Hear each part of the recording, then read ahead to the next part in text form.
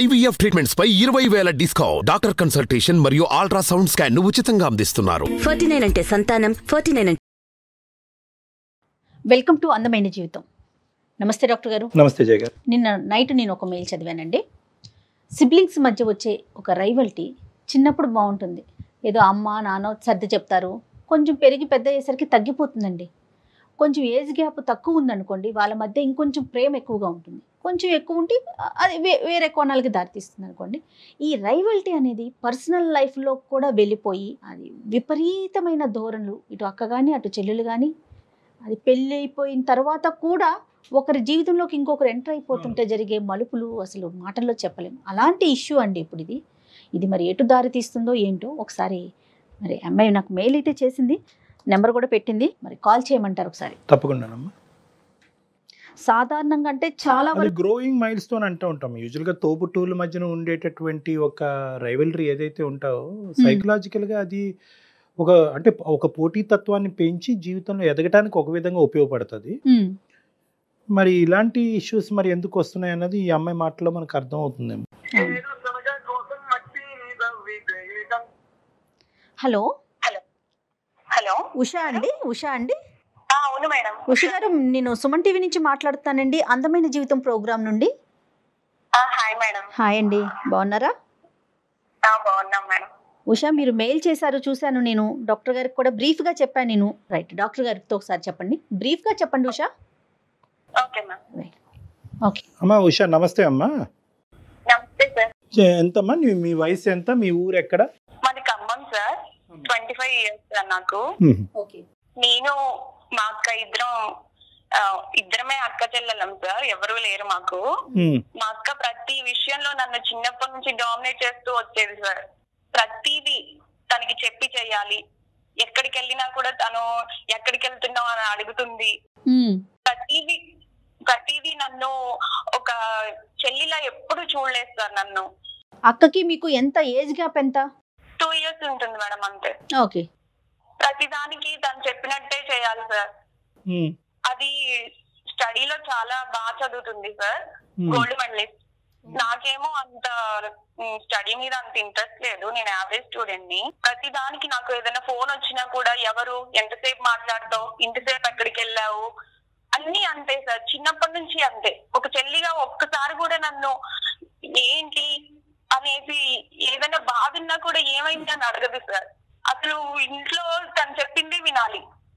అమ్మ వాళ్ళు కూడా ఏంటంటే అది బాగా చదువుతుంది, నీకంటే పెద్దది కదా, వింటే ఏంటి అని అట్లే మాట్లాడుతూ ఉంటారు. సహజంగా అదే అంటారమ్మా.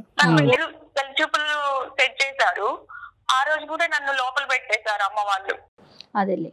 ఎందుకమ్మా నేను ఎందుకు లోపల ఉండాలి, అదేంటి అక్క పెళ్లి చూపులు నేను చూడకూడదా, నీ పెళ్లినే కదా, నేనెందుకు ఉండకూడదు అక్కడ అని అడిగాను. అడిగితే అక్క అంటుంది, ఆ అమ్మ వాళ్ళు చెప్పినట్టు వినొచ్చు కదా, నీకు అన్ని చెప్పాలా అని చెప్పి అంటుంది సార్. అదేంటి నువ్వన్నా చెప్పవా, నేను నీ పక్కన ఉండొద్దా, అసలు అక్కడ ఏం జరుగుతుంది నేను చూడొద్దా అని అడిగాను నన్ను. నువ్వు క్వశ్చన్స్ వేస్తావేంటి, చెప్పింది చెయ్యాలన్నారు. అది నాకు మైండ్ లో బాగా పడిపోయింది సార్. అది పెళ్లి చూపుల రోజు దాచిపెడతారు, పెళ్లి రోజు సార్, పెళ్లి రోజు తర్వాత అయినా నేనెవరో తెలీదా వాళ్ళకి. పెళ్లి రోజు నన్ను మా బావ చూసారు సార్. మా బావ చూసి ఎవరిమా నాకు చూపించలేదేంటి అని అడిగారు. మా చెల్లి ఆ రోజు లేదు, అవుట్ ఆఫ్ వెళ్ళిందని చెప్పేసింది. కానీ మా బావ ఫేస్ చూస్తే నాకు అనిపించింది సార్, అర్థమైపోయింది మా బావకి ఈ అమ్మాయిని దాచేశారా అని. ఆ రోజు నుంచి ఇంకా మా అక్క ప్రతిదానికి మా బావని నన్ను అబ్జర్వ్ చేయడము, మా బావ కూడా కొంచెం నా మీద కేర్ తీసుకోవడము. ఉషా అది తినమ్మా, ఇది తినమ్మా. పండగకి వచ్చారు సార్ సంక్రాంతికి, సంక్రాంతి హాలిడేస్ కి వచ్చారు అనమాట మా బావ వాళ్ళు. అక్క బావ ఇద్దరు వచ్చారు ఇంటికి. అప్పుడు మేము కొంచెం క్లోజ్ గా ఉండడం అక్కకి నచ్చలేదు. క్లోజ్ గా అంటే మామూలుగా బావ మధ్యలో అన్నాక ఇంకా అల్లరి చేస్తూ అలా ఉంటారు కదా మేడం, అలాగే అలా ఆడుకుంటూ పాడుకుంటూ ఉన్నాము. అది ప్రతి దానికి ఉడుక్కుంటూ ఉంది. అప్పుడు అనిపించింది నాకు, ఇన్ని రోజులు నన్ను ఏడిపించింది, ఇలా ఏడిపిద్దాం నిన్ను అని నేను కూడా కొంచెం క్లోజ్ గా ఉండడము, మా బావతో ఆట పట్టించడం మా అక్కని అలా చేస్తూ ఉండేదాన్ని. అమ్మ కూడా అన్నది, ఎందుకు అలా క్లోజ్ గా ఉంటావు, అది ఫీల్ అవుద్ది అని అంది. ప్రతి దానికి అమ్మ వాళ్ళు కూడా సార్ అక్క కదా అడ్జస్ట్ అవ్వాలి అలాగే చెప్తూ ఉండేవాళ్ళు. ఎంతగానో మనం అడ్జస్ట్ అవ్వాలి నేను. అందుకని క్లోజ్ అయ్యారు బావకి? అందుకని క్లోజ్ అవ్వడం కాదు మేడం, అలా మాట్లాడుకుంటూ ఉండేవాళ్ళము. ఒక రోజు ఇంకా మా బావ కూడా ఇలా క్లోజ్ గా ఉంటూ ఒక రోజు చెప్పేశారనమాట, నువ్వంటే నాకు చాలా ఇష్టం ఉషా అని. నాకు కూడా నేను అలా ఉంటూ మా బావ అంటే ఇష్టం పెరిగిపోయింది మేడం. మా అక్క ఒకసారి మేమిద్దరం క్లోజ్ గా డీప్ గా ఉండడం చూసేసింది. ఏంటమ్మా? నేను ఇంకా ఆ రోజు నుంచి మా అక్కకి మొహం చూపించుకోలేకపోయాను సార్. మీరు అంత డీప్ గా ఎట్లా క్లోజ్ అయిపోయారు? యాక్చువల్లీ నేను అక్క వాళ్ళ ఇంటికి 2-3 సార్లు వెళ్ళాను. మేమిద్దరం అలా ఉండడం చూసి అది బాగా ఉడుక్కునేది మ్యామ్. నేను కూడా అలాగే ఉండాలి, ఇది నన్ను చిన్నప్పటి నుంచి ఎంత టార్చర్ పెట్టింది, నేను ఉండాలి అని అలాగే మామూలుగానే ఉన్నాను నేను. కానీ ఇట్లా నాకు తెలియకుండానే మేమిద్దరం క్లోజ్ అయిపోయాం మ్యామ్. ఒక రోజు నాకు ఎగ్జామ్ ఉంది, వెళ్ళాను అనమాట. నేను తెలియకుండా ఎలా క్లోజ్ అయిపోతారులే అమ్మా. సరే చెప్పండి. ఈగోతో కాదు సార్, మామూలుగానే మేము. అది కాదమ్మా పాయింట్. వెళ్ళాము, వెళ్ళిన తర్వాత అక్కడ మేమిద్దరం అలా ఉండడం మా అక్క చూసేసింది. ఆ రోజు నుంచి నేను మా అక్కకి మొహం చూపించుకోలేకపోయాను సార్ అసలు. ఓకే. ఒక రోజు మా అక్క వచ్చి బాగా ఏడ్ చేసింది, ఉషా ప్లీజ్ నువ్వు నా లైఫ్ ని డిస్టర్బ్ చేయకు అని నా కాళ్ళు పట్టుకుంది మేడం. కానీ నేను అలా ఈగోతో ఏం చేయలేదు సార్. నాకు మా అక్క ఇష్టమే, కానీ నా మైండ్ అలా మార్చింది అదే.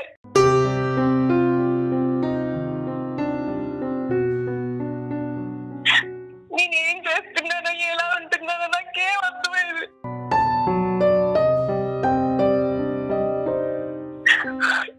చిన్నప్పటి నుంచి అంతే సార్, అది చేయడం వల్ల నేను ఇలా తయారయ్యేమో అనిపిస్తుంది.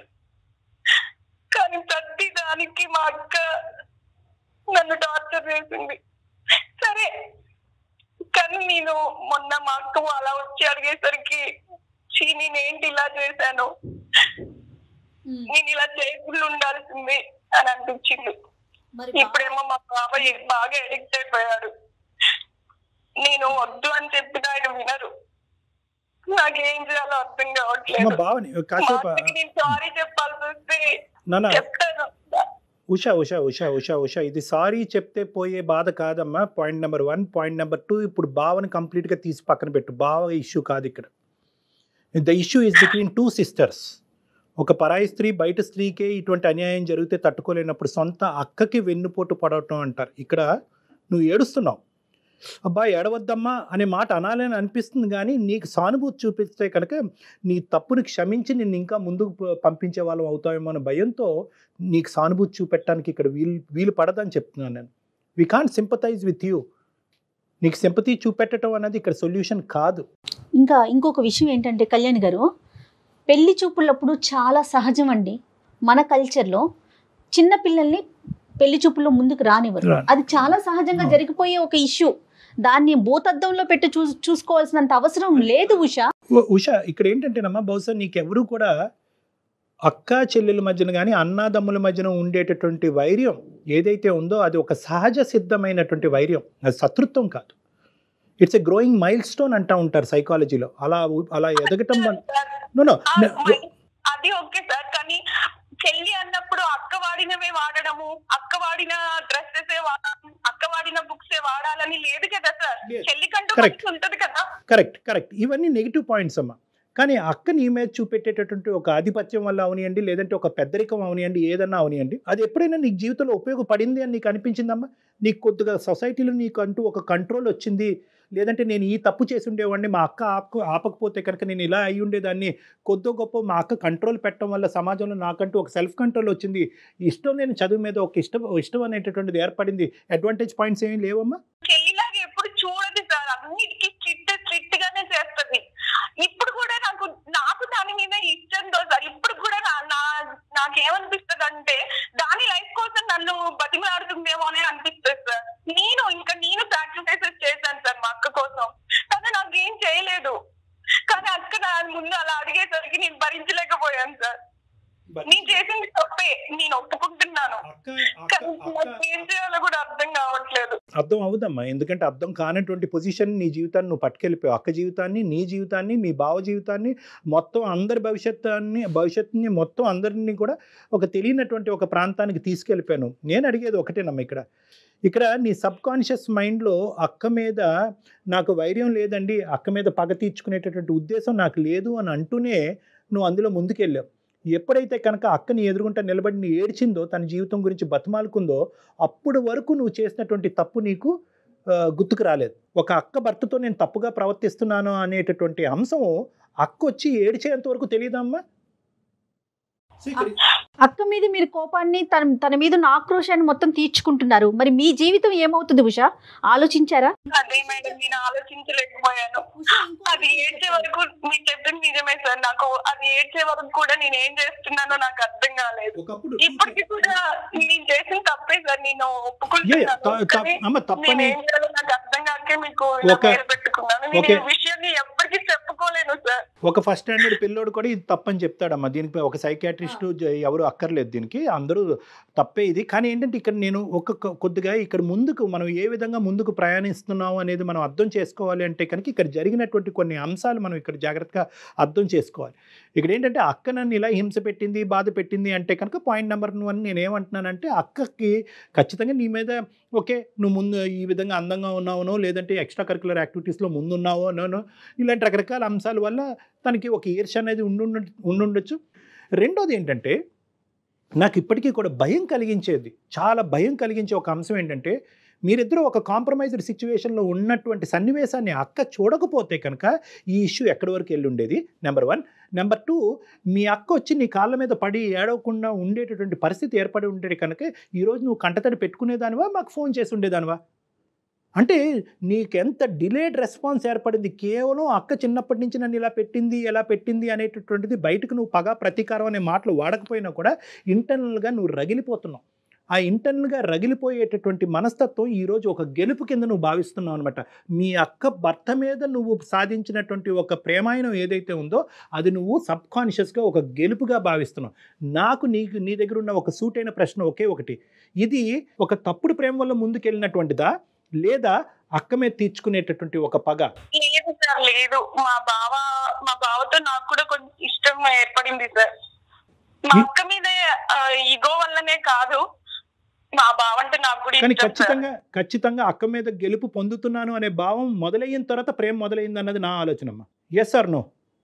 నువ్వు ఫస్ట్ నీ మాటల్లోనే నువ్వు అన్నావు, నేను గెలుపొందినట్టుగా నేను ఫీల్ అయ్యాను, నువ్వు ఆట పట్టిస్తున్నట్టుగా ఫీల్ అయ్యాను. ఫస్ట్ ఆట అన్నావు, తర్వాత అది కాస్త తప్పు కాస్త నేరం కింద మారిపోయింది. మళ్ళీ నువ్వేదో త్యాగం చేసినట్టు చెప్తున్నారు ఉషా మీరు. ప్లస్ ఫస్ట్లోనే ఒక మాట చెప్పారు, అక్క వాడిన పుస్తకాలే వాడాలా, అక్క వాడిన డ్రెస్లే వాడాలని. మరి సిగ్గనిపించలేదండి అక్క భర్తని వాడుకోవటానికి? సారీ ఉషా, ఇట్లా అంటున్నందుకు తప్పుగా అనుకోవద్దు.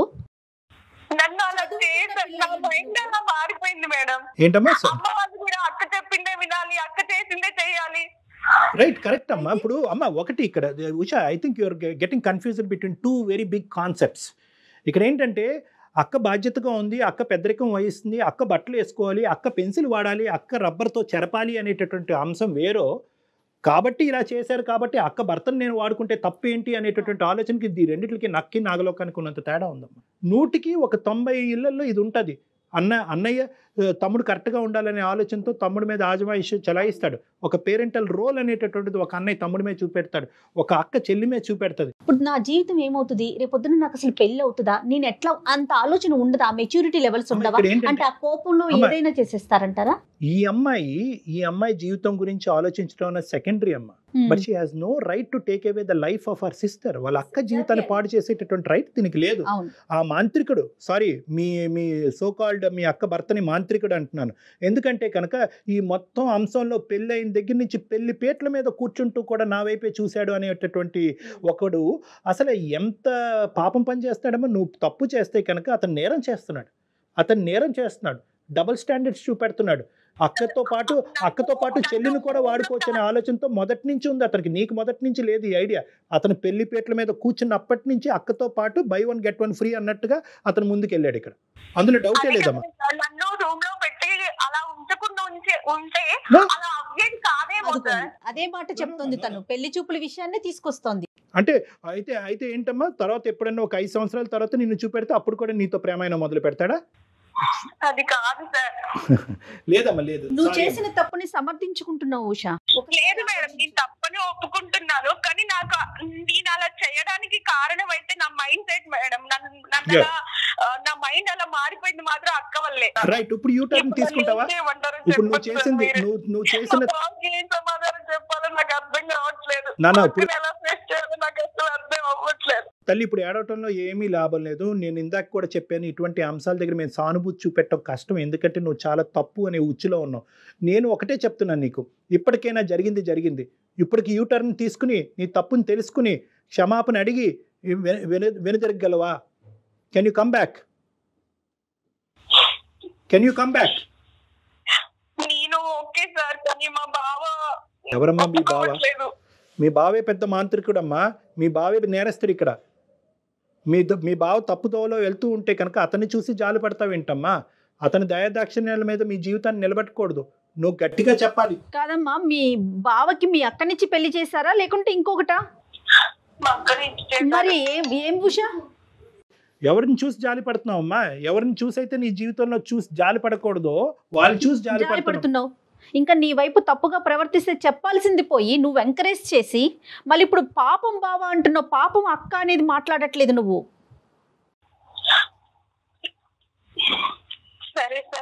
సరే కాదు నాన్న, సరే కాదు మేం చెప్తాము.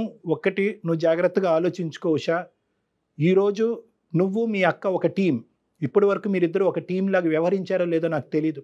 ఫస్ట్ టైం మీ బాండింగ్ అనేటటువంటిది ఇప్పటి వరకు బలపడలేదు, ఇప్పుడు బలపడాలి. ఇది ఒక టీం కింద వ్యవహరించాలి.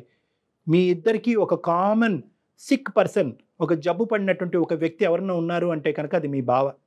సో ఆ జబ్బును వదిలించాలి, ఆ జబ్బునికి ట్రీట్మెంట్ ఇవ్వాలి. ఇది ఒక జబ్బు, ఇదేదో ఒక వ్యామోహమో ఒక ప్రేమో ఇలాంటి పదాలు వాడకండి. అతను ఇద్దరితో ఆడుకుంటున్నాడు, ఇద్దరి జీవితాలతో ఆడుకుంటున్నాడు. ఇది ఇంకా కుటుంబాల మధ్యన తెలీదు. ఇంకా మీ అమ్మ నాన్నకి తెలిస్తే కనుక వాళ్ళు గుండెలు పగిలిపోతాయి, చచ్చిపోతారు వాళ్ళు. సో కాబట్టి ఏంటంటే దీన్ని ఒక జబ్బు కింద పరిగణించండి. ఇప్పటి వరకు లేనటువంటి మీ బంధం ఇప్పటి నుంచి బలపరుచుకోండి. అక్కతో పాటు నేను ఉంటాను, అక్క మాటే శిలాశాసనం అని చెప్పి ఫస్ట్ టైం నీ జీవితంలో మీ అక్కతో నువ్వు ఒప్పుకోవాలి. అక్క ఇప్పటి వరకు నీ మాట విన్నానో లేదో నాకు తెలీదు, ఇప్పటి వరకు నీ మీద కోపం వచ్చింది, ఇప్పుడు నీ మీద జాలి కలుగుతుంది, మన ఇద్దరు ప్రేమ అనేటటువంటిది నిలవాలి అంటే మనం భావన మారుద్దాం పదక్క అని చెప్పండి. అరే ఇప్పుడు ఇది ప్రేమ కాదమ్మా, ఇది ప్రేమ కాదు. ఇది ఏంటంటే ఒక పగతో పాటు కూడినటువంటి ఒక వ్యామోహం. ముందు పగ చల్లారి అంటే కనుక ప్రేమను పెంచాలి, ఒక వ్యామోహాన్ని పెంచాలి. ఆ వ్యామోహం కాస్త ఒక పనికిరానటువంటి ఒక ప్రేమ కింద, ఒక పనికిరానటువంటి ఒక బాండింగ్ మీద జీవితాలు నాశనం చేసేటటువంటి ఒక కథ కింద మారిపోయింది. కాబట్టి ఇప్పటికీ లేట్ అవ్వలేదు. ఇప్పటికైనా తప్పు తెలుసుకోండి, అక్కని క్షమాపణ అడగండి, భావన మార్చేటటువంటి ప్రయత్నం చేయండి. ఇంతకు మించి నాకేం సమాధానం లేదు. రైట్ ఉషా, మెచ్యూర్డ్గా ఆలోచించండి ఉషా. చదువుకున్న పిల్లలయ్యుండి మెచ్యూర్డ్గా ఆలోచించండి ప్లీజ్. ఏం లేదమ్మా, నీదేంటంటే ఇక్కడ ఇప్పుడు ఎవరో ఒకరి తరపునే నువ్వు ఆలోచించడం మొదలు పెట్టాలి ఉషా. ఎవరి తరపునైతే నువ్వు ఆలోచించకూడదో, ఎవరైతే కనుక మొత్తం నీ జీవితాన్ని నాశనం వైపు తీసుకెళ్తున్నారో వాళ్ళ వైపు నువ్వు ఆలోచిస్తున్నావు ఇప్పటికీ కూడా. ఇక్కడ ఒక మ్యానిపులేట్ చేసేటటువంటి వ్యక్తి వైపు నువ్వు జాలి చూపెట్టకు. అతను ఏమైపోయినా పర్వాలేదు, నువ్వు తీసుకునేటటువంటి నిర్ణయం తప్పు అవ్వకుండా ఉండాలి, అందరి జీవితాన్ని కాపాడగలగాలి. సో కాన్ఫిడెంట్గా ఉండు, ధైర్యంగా ఉండు, బ్యారియర్స్ బ్రేక్ చేయి, సిస్టర్తో పాటు ఉండు. ఓకేనా? All the best, take care. అమ్మ ఇప్పటికైనా రియలైజ్ అయ్యిందమ్మా. ఇప్పుడు ఏంటంటే వాళ్ళ అక్క చూడకుండా ఉండుంటే కనుక ఈ తప్పు ఇలా కొనసాగుతూనే ఉండేది, నలుగురికి పాకుండేది. ఇంకా నలుగురికి పాకితే ఇంకేం ఉండదమ్మా. అక్క జీవితం ఏమవుతుంది, రేపొద్దున ఈ పిల్ల భవిష్యత్తు ఏమవుతుంది కళ్యాణ్ గారు? కానీ ఎంత పిచ్చి ఆలోచనలు కదా. అంటే అక్క మీద ఇంకొక విషయం కూడా అనిపించింది, పేరెంట్స్ కూడా ఆలోచించాలండి. పిల్లల మధ్య ఎలాంటి రైవల్టీ ఉంటుంది, ఎక్కడ గొడవలు పడుతున్నారు, కొంచెం ఒకరిని తగ్గించటం, ఒకరిని పెంచటం.